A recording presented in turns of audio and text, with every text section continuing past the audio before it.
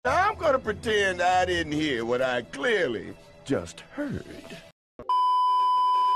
Oke, jadi Mercedes sudah resmi mengambil Max Verstappen versi mereka sendiri, yaitu Andrea Kimi Antonelli. Nah, mengingat performa Red Bull yang lagi ampas gini dan internal tim mereka yang lagi kacau-kacaunya, bisa aja Mercedes berencana untuk mengambil Max Verstappen yang ori untuk 2026 nanti. Kan gelo ya kalau itu beneran ya. Cuman kalau beneran itu yang terjadi, bagaimana nasib George Russell? Nah, hari ini gue mau bahas mengapa musim 2025 dapat menentukan masa depan George Russell ke depannya.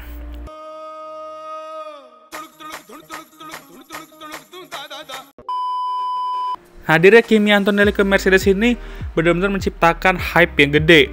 Bagaimana tidak, pembalap kayak Kimi ini kan nggak sering muncul ya. Terakhir kali ada pembalap yang modelnya kayak gini ya Max Verstappen di 2015. Usia masih muda dan ditakdirkan untuk kehebatan. Walaupun George juga datang ke F1 dengan hype yang gede sebenarnya ya, dimana orang tuh memprediksi dia menjadi calon Jordan F1 di masa depan. Cuman hype-nya nggak segede Kimi Antonelli, dan itu pun hype media British pun juga udah membantu, tapi sama aja nggak segede itu hype-nya. Nah, George pun harus waspada, karena dengan keluarnya Lewis, dialah yang akan memimpin tim ini. Ya kali udah dapat kesempatan jadi senior dan mimpin tim, tapi nantinya bakal dikalahin nama bocil baru. Apa nggak rame itu nanti Cottage 44 ya kan? Tolonglah jangan kasih mereka bahan untuk bahagia roasting, please. Jadi dia harus bisa step up di 2025, karena jujur aja, dua musim ini di 2023 dan musim ini 2024, performa dia itu masih angin-anginan. Dan ngelihat performa dia sekarang, gue sebenarnya ya nggak kaget, karena kalau kita ngelihat dia di Williams dulu, kelihatan kok, apalagi di race, pace-nya tuh masih angin-anginan banget lah. Kencang di qualifying, tapi ya kalau nggak nubruk, ya melempem race pace-nya tiba-tiba gitu. Emang sih itu di Williams ya, saat itu kan masih bapuk juga mobil mereka. Ya sekarang sih juga masih bapuk sebenarnya ya. Cuman dulu ya kita tahu lah sebabuk apa Williams itu. Nah, di 2022, menurut gue sampai sekarang masih menjadi musim terbaiknya di F1 sejauh ini di karirnya ya. Dia konsisten di race, pace dia di qualifying masih gacor, dan mengalahkan rekan timnya yang juara dunia 7 kali yaitu Lewis Hamilton. Walaupun harus diakui juga saat itu, dia masih rada kacau juga sih racecraft dan awareness-nya itu. Terlihat dari dia nubruk beberapa kali dan ngomong. Tapi overall 2022 merupakan musim terbaik dia sejauh ini, mengingat W13 tuh ya bener-bener meh lah performanya ya kan, juga cungkit dengan perposing mereka. Di 2023 ya dia kacau balau dah, mobilnya nggak mendukung, quali pace masih oke, setara sama Lewis, tapi race pace-nya lah yang jadi perbedaan besar antara keduanya. Di 2024, dia benar-benar unggul di qualifying dari Lewis, tapi di race lah lagi-lagi yang membuat perbedaan. Walaupun George emang rada apes juga sih belakang ini dengan hasil balapannya ya, kayak di Spa contohnya dimana dia menang tapi kena diskualifikasi. Tapi ya George bisa start dari pole dan Lewis start dari pit lane, tapi ujung-ujungnya saat race mereka hanya terpisah 1-2 posisi aja pas finishnya. Edan, etate, edun. Jadi gue bisa membayangkan aja nih, kalau misal Mercedes itu bisa kayak McLaren lah contohnya, kenceng gitu, memiliki mobil terkenceng. Bisa aja dia start dari pole, tapi ujung-ujungnya nggak menang juga. Ya sama lah kayak Lando dan Charles, pole doang menang kagak, PDMK. Makanya 2025 nanti ya walaupun masih jauh dikit ya 2025 tuh, dia harus segera berkembang dalam segi race pace, awareness, dan tentunya leadership lah. Mulai 2025, tim ini adalah timnya dia. Timnya George Russell, dan dialah yang akan memimpin jalannya Mercedes untuk regulasi baru di 2026 nanti. Itu kalau dia mampu tampil bagus di musim itu, karena ingat yang gue bilang di awal tadi, Toto udah jelas-jelas banget tertarik untuk ambil Max Verstappen. Dan kalau dia ambil Max, George pasti bakal terbuang dong. Jadi apa yang harus George lakukan untuk menghindari hal itu? Ya tampil bagus.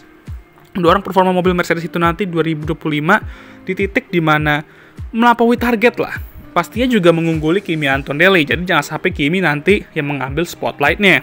Tapi terkadang, performa bagus atau melampaui ekspektasi aja tuh nggak cukup untuk bertahan, apalagi di top tim. Kita udah sering banget melihat hal seperti itu di F1, dan menurut gue, hal tersebut wajar, karena di F1 itu dunia balapan, nggak selamanya itu harus tentang performa. Bakal ada politik dan uang juga untuk bermain. Sehingga George juga berharap Max dan Red Bull struggling di 2025 agar Max tidak mencuri spotlight juga. Walaupun harus gue akui, itu sulit banget ya. Karena gini, Max mau dikasih mobil lelet aja, karena bisa diderek juga mobil itu ke kemenangan dan podium. Jadi dengan itu aja, dia bisa menarik perhatian Toto dan mencuri spotlight. Jadi gimana dong bang? Susah juga tuh ya kan? Ibarat kayak cewek yang nyari cowok berkualitas, padahal cowok itu punya cewek lain, tapi ceweknya nggak jelas. Masuk akal nggak sih sebenarnya? Enggak. Ya sebenarnya bisa aja juga berharap Red Bull ngasih mobil ya sekencang RB19 ke Max dan internal tim mereka mulai membaik. Jadi kan kalau dengan itu Max Verstappen nggak bakal keluar dan Red Bull juga pastinya punya alasan terkuat untuk membuat Max stay. Walaupun itu rada sulit kayaknya ya sekarang, dan gue rasa kita juga nggak mau ulangan musim 2023 sebagai fans netral contohnya ya. Intinya George harus segera waspada untuk musim depan. Kalau bisa mencari alternatif lain seandainya Toto tuh emang benar-benar lebih menginginkan Max dibandingkan dia nantinya.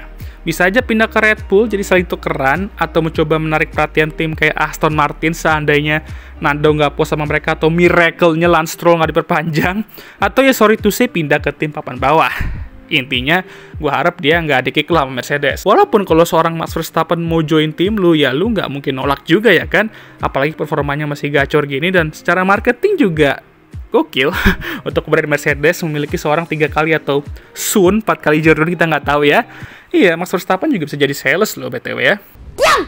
Cuman agak set aja kalau itu yang terjadi. Mungkin dia bakal menjadi salah satu pembalap di 2025 nanti dengan tekanan yang cukup besar. Walaupun rekan timnya juga ya sama sih sebenarnya ya. Dan jujur lineup ini bakal menarik betul ditonton. Pembalap rated tinggi yang akhirnya menjadi leader setelah bergelut sama 7 kali Jordan, lalu pembalap muda dengan ekspektasi dan harapan tinggi di sekitarnya. Apakah lineup ini bakal mirip-mirip sama Lewis Nando di 2007?